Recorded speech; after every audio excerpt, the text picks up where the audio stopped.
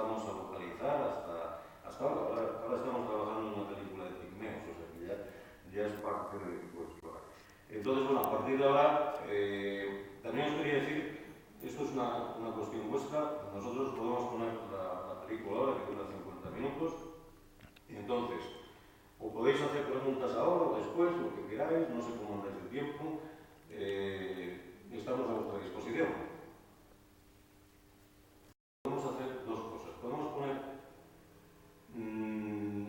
7, 8 minutos de la película y el promo, ¿os parece bien? Yo creo que de esa manera os hacéis una idea. Y después yo os voy a dar, a cada uno de vosotros, os voy a dar, por supuesto, el DVD para que lo tengáis. Y yo creo que podríamos aprovechar ahora, si queréis hacer alguna pregunta, ya que estamos aquí, sí. Cualquiera de nosotros os la podemos hacer.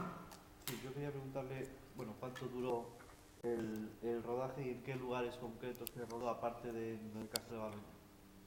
Pues mira, hemos rodado, por supuesto, en lo que se refiere a localizaciones arqueológicas, hemos estado en Santa Tecla, hemos estado en San Figueroa de Las, hemos estado, ¿cuál es? Castomao, en Vilalonga,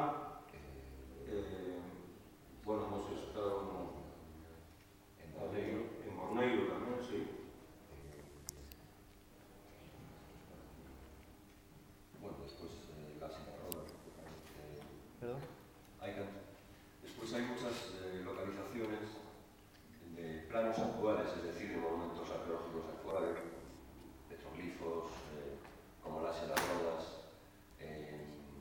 Campo Armeiro, en Dolmes de Axeitos, otro en Morneiro también, Cabana